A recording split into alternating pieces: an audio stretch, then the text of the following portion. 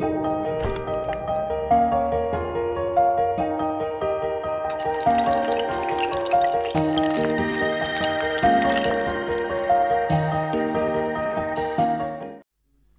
बच्चे लोगों। पिछले लेक्चर में हमने पढ़ा था मनी बिल क्या होता है और हमने पढ़ा था फाइनेंस बिल क्या होता है। एक चीज़ रह गई थी हमें पढ़ना, एप्रोप्रिएट बिल। एप्रोप्रिएट बिल में अब हम एप्रोप्रिएट बिल पढ़ने से पहले ये चीज़ें पढ़ते हैं। देखो, पहले आप सुनो मेरी बात, कुछ एक बेसिक हम करते हैं। हम लोग टैक्स देते हैं ना टैक्स। हमने टैक्स दिया, कोई बंदा हेलमेट के बिना गाड़ी चला रहा है तो उसने फ़ाइन दे दिया, किसी ये हॉस्पिटल में या कहीं पे कोई फ़ीस सबमिट कर दी किसी ने, और फॉरेन कंट्री से कोई अमाउंट आ गया हमारी गवर्नमेंट के पास। ये सारा पैसा कहाँ जाता है? ये सारा पैसा एक फंड में आता है और उस फंड को बोलते हैं कंसोलिडेटेड फंड ऑफ इंडिया। क्या बोलते हैं उसको? Consolidated fund. कंसोलिडेटेड फंड में गवर्नमेंट का रेवेन्यू आता है। अभी मैं सिर्फ टर्म यूज कर रहा हूं रेवेन्यू, अभी थोड़ी देर के बाद मैं आपको बताऊंगा कि रेवेन्यू होता क्या है। तो गवर्नमेंट का रेवेन्यू आ रहा है किसमें? कंसोलिडेटेड फंड में। अब गवर्नमेंट को कोई स्कूल बनाना है, गवर्नमेंट को कोई कॉलेज बनाना है, रोड बनानी है, किसी जगह पे डैम बनाना है, तो पैसा खर्च होगा ना। कहां से पैसा जाएगा? यानी कि गवर्नमेंट का एक्सपेंडिचर भी कहां से होगा? तो गवर्नमेंट का एक्सपेंडिचर भी होगा कंसोलिडेटेड फंड से। किससे? Consolidated fund. अब ऐसी बात तो है नहीं कि वहां पैसा पड़ा हुआ है, उठाओ और दे दो किसी को, चलो जी काम करवा लो। हर बात का, हर काम का प्रोसीजर होता है। सबसे पहले एक बनाया जाता है, आइडिया बनाया जाता है कि कितना पैसा हमें चाहिए रोड बनाने के लिए। उसके बाद उस आइडिया को बिल की शक्ल में रिप्रेजेंट किया जाता है। जब उसको बिल की शक्ल में रिप्रेजेंट किया जाता है कि हम अमाउंट निकालेंगे कहां से? कंसोलिडेटेड फंड से। तो वो वाला बिल, जिस बिल की हेल्प से हम कंसोलिडेटेड फंड से पैसा निकालते हैं, उस बिल को बोलते हैं, क्या बोलते? Appropriate bill. क्या बोलते हैं? Appropriate bill. और कल ये चीज हमने इसी तरह पेंडिंग रखी थी कि एप्रोप्रिएट बिल क्या होता है। अब सुनो, to withdraw money from consolidated fund of India, के इंडिया के उस कंसोलिडेटेड फंड से पैसा निकालने के लिए जो बिल प्रेजेंट किया जाता है असेंबली में, उस बिल को बोलते एप्रोप्रिएशन बिल। क्या बोलते हैं? Appropriation bill. तो आज हमें यह पता चल गया है सबसे पहले मनी बिल क्या होता है, और हमें यह पता चल गया है फाइनेंस बिल क्या होता है, और हमें यह पता चल गया कि एप्रोप्रिएशन बिल क्या होता है। Money bill related to tax, article 110A का जो आधा हिस्सा, फाइनेंस बिल बताया, और एप्रोप्रिएट बिल। अब आपको यह भी याद रखना है कि कौन सा आर्टिकल डील करता है कंसोलिडेटेड फंड को लेके। तो आर्टिकल 256, आर्टिकल 256 जो है वो डील करता है, यहां गलती हो गई, मैंने वो लिख दिया इसके ऊपर, आर्टिकल 266, पता नहीं 56 बोल दिया मैंने जल्दी में। आर्टिकल 266 जो है ये डील करता है किससे? कंसोलिडेटेड फंड से। आपको दिक्कत है यहां तक? चलो, अभी साफ नहीं होता, एक मिनट। चलिए, आर्टिकल 266 डील करता है किससे? कंसोलिडेटेड फंड ऑफ इंडिया से। अब हम बात करते हैं आगे। इसी से मिला जुला एक और बिल होता है जिसको बोलते हैं कंटेंजेंसी फंड। क्या बोलते? Contingency fund. अब देखो, कभी कभार आ गया अर्थक्वेक, कभी कभार कोई पानी सैलाब आ गया, बाढ़ आ गई, तो पैसा तो चाहिए ना। अब ऐसी नेचुरल कलामिटी के लिए जो पैसा चाहिए वो निकलता है कंटेंजेंसी फंड से। कहां से निकलता है? कंटेंजेंसी फंड से। अब आपको एक फर्क याद करना है, डेवलपमेंटल एक्टिविटीज के लिए जो पैसा चाहिए वो कंसोलिडेटेड फंड, और नेचुरल कलामिटी के लिए जो पैसा चाहिए, in case of natural calamity, पैसा कहां से निकलेगा? कंटेंजेंसी फंड से। अब कौन सा आर्टिकल है जो कंटेंजेंसी फंड से डील करता है? तो आर्टिकल 267। कौन सा? आर्टिकल 267। और कंटेंजेंसी फंड का मालिक होता प्रेसिडेंट ऑफ इंडिया, यानी कि प्रेसिडेंट ऑफ इंडिया अपने पास रखता है, जब चाहे वो इसमें से अमाउंट दे सकता है। अब उसके बाद एक बात याद रखनी है आपको कि मिनिमम अमाउंट कंटिजेंसी फंड में होना चाहिए 500 करोड़, ये मैंडेटरी है। एटलीस्ट आपके पास कंटिजेंसी फंड में 500 करोड़ रुपया होना चाहिए। अब मैक्सिमम कितना होना चाहिए, तो मैक्सिमम हैज़ नो लिमिट। मान लो इस बार कोई अर्थक्वेक कोई सैलाब वगैरह नहीं आया तो पैसा सेव है, और अगले साल इसमें पैसा आगे आगे आगे आगे आगे आता गया, तो maximum has no limit. But minimum इसमें 500 करोड़ रुपया होना चाहिए कंटिजेंसी फंड में। तो आज हमने ये सीखा कि कंसोलिडेटेड फंड क्या होता, कंटिजेंसी फंड क्या होता। एक्चुअली में ये बातें पॉलिटिकल पॉइंट ऑफ व्यू से आती हैं, बट हमने इकोनॉमी में भी डिस्कस की है। तो अब हमें तीनों बिल पता चल गए और उसके अलावा हमें 2 फंड पता चल गए। अब हम आते हैं काम की बात में, यानी कि मैं डिस्कस करने लगा हूं प्योरली इकोनॉमिकल बातें बजट के रिलेटेड। अब मैंने आपको पिछले लेक्चर में हल्की सी कुछ एग्जाम्पलें दी थी, एसेट क्या होता है और लाइबिलिटी क्या होता है। एसेट क्या होता है और लाइबिलिटी क्या होता है। अब यहां पे हम उनको और अच्छे से पढ़ेंगे, एसेट क्या होता है और लाइबिलिटी क्या होता है। अभी फिलहाल आप इतना मानो, जिन चीजों से हमें फायदा होता है, जिन चीजों से हमें फायदा होता है वो हमारे एसेट्स होते हैं, और जिन चीजों से हमें नुकसान होता है, यानी कि नुकसान से मुराद यहां पे जिन चीजों से हमें घाटा होता है, तो वो चीजें हमारी क्या है, लाइबिलिटी। एग्जाम्पल देता हूं, हमारे पास कोई स्पेस है, कोई जगह है, कोई जमीन है। अब हम क्या कर रहे हैं, उस जमीन में चावल उगा रहे, गंदम उगा रहे, तो हमें हर साल वो गंदम चावल बेच के पैसा मिलता है। तो वो स्पेस, वो जगह या वो एरिया हमारे लिए एसेट होता है। लाइबिलिटी की एग्जांपल, हमने क्या किया, हमने गाड़ी खरीदी थी। अब गाड़ी खरीदी थी तो हमारी है ना, हमारा एसेट है ये, मगर गाड़ी हो गई खराब, और ऐसी खराब होगी अब ठीक ही नहीं हो रही है। तो गाड़ी हमने रखी हुई है, किसी जगह पे गाड़ी रुकी हुई है। अब इस गाड़ी की जो किस्त होती है, बैंक की जो इंस्टॉलमेंट होती है, हम हर महीने दे रहे। अब वो जो किस्त दे रहे हैं तो हमारा नुकसान ही तो हो रहा है ना। अब गाड़ी हमारे लिए बन गई लाइबिलिटी। गाड़ी क्या बन गई हमारे लिए, लाइबिलिटी।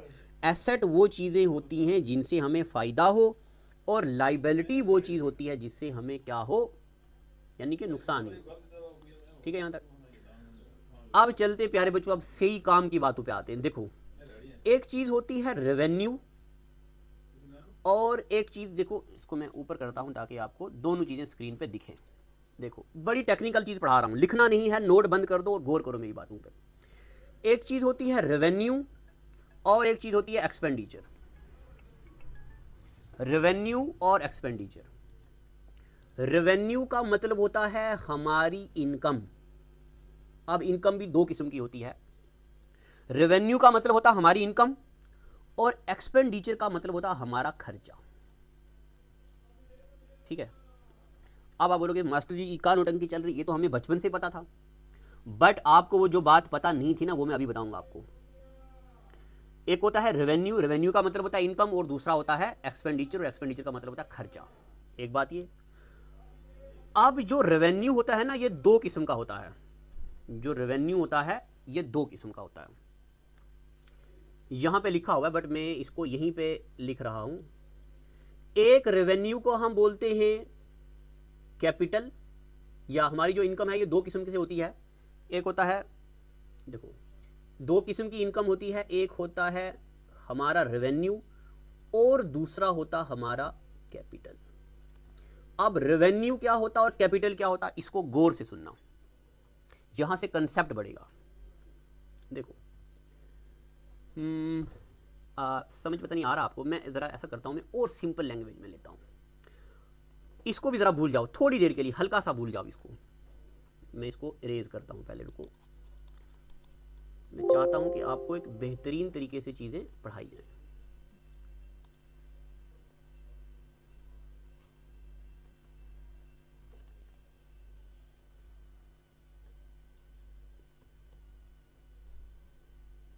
इसको करते हैं साफ, इसको भी करते हैं हम साफ, इसको भी करते हैं साफ। अब सुनो, सुनते जाना।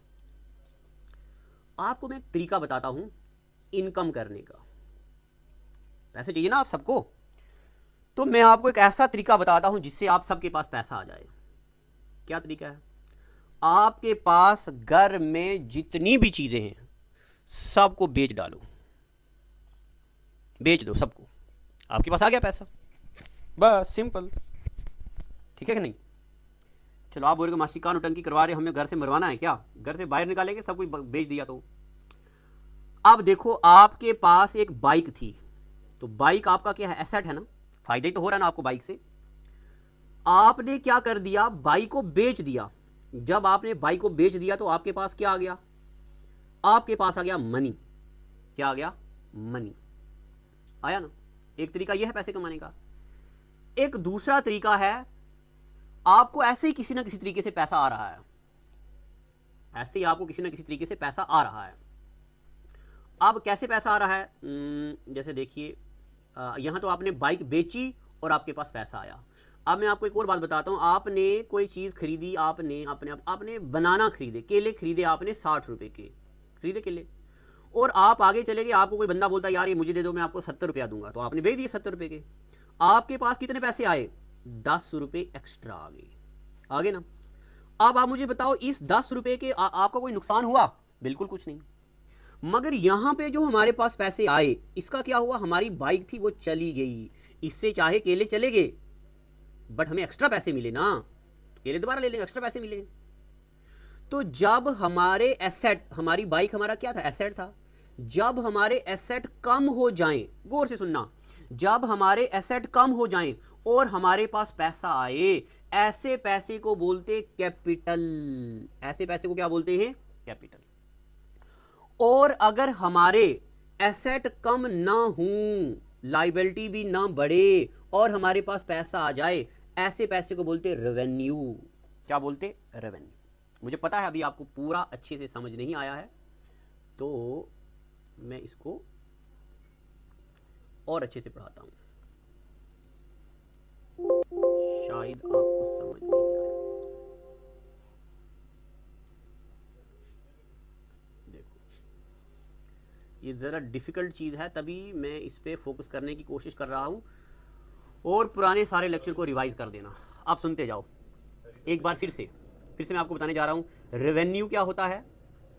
मैं आपको फिर से बताने जा रहा हूं रेवेन्यू का क्या मतलब होता है और कैपिटल का क्या मतलब होता है। यहां मैं लिखता हूं रेवेन्यू और इस साइड में लिखता हूं कैपिटल, ठीक है ना।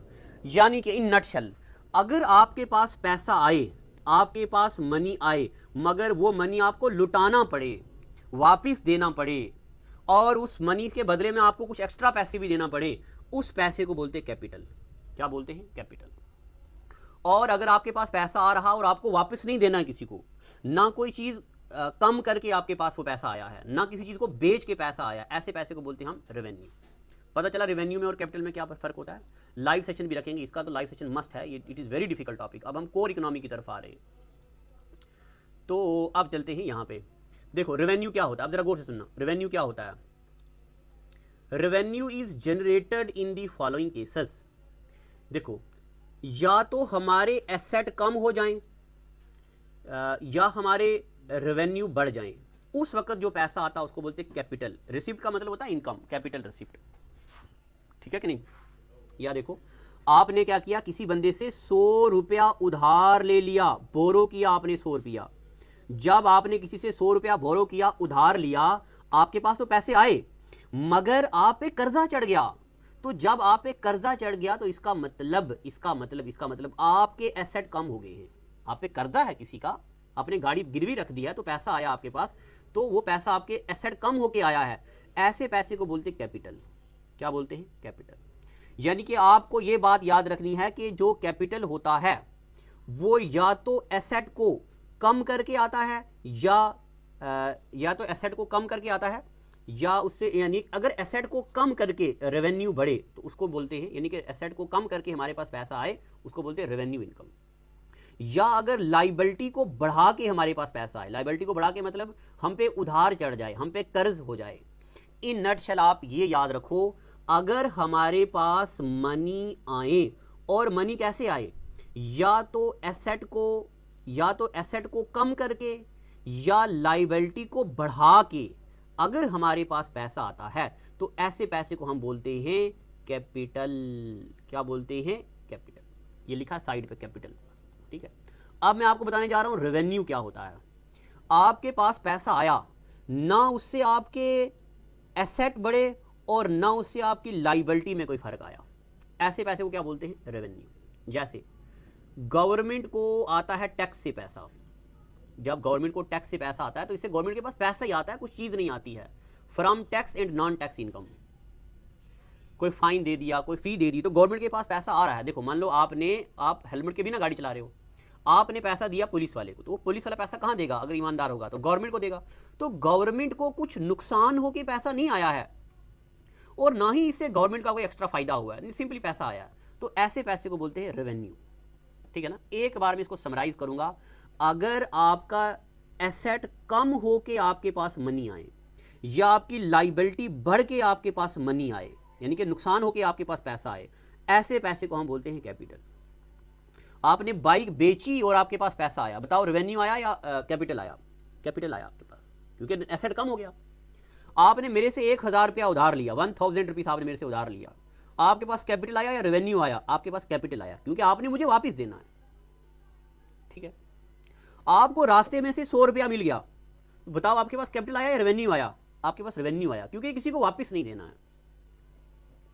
दुकानदार काम करता है और उसको 5 रुपए की चीज 6 रुपए में बेचता है, तो उसके पास कैपिटल आया या रेवेन्यू आया? रेवेन्यू आया, क्योंकि उसका फायदा हो रहा है। और जो चीजें बेच रहा है, जितने दामों से लाई उतने में एक्स्ट्रा बेच रहा है, वो तो एक्स्ट्रा पैसा आ रहा है।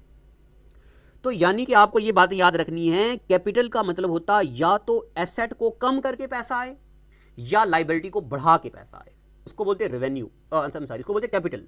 और अगर ना तो एसेट कम हो और ना ही लाइबिलिटी में कम या ज्यादा हो, तो ऐसे पैसे को क्या बोलते हैं? कैपिटल बोलते हैं। इतनी बातें पता चली।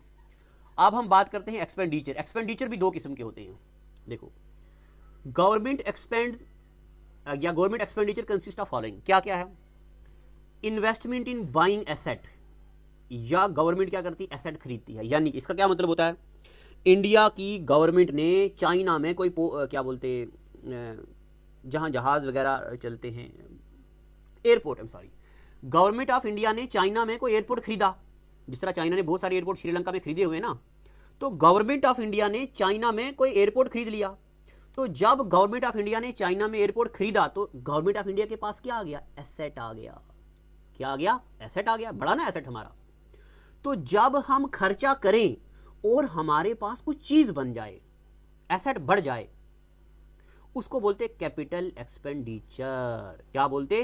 Capital expenditure. या हमारी गवर्नमेंट ने यूएसए से लिया था मान लो 1 करोड़, अब हमारी गवर्नमेंट ने यूएसए को 50 लाख दे दिया, आधा दे दिया।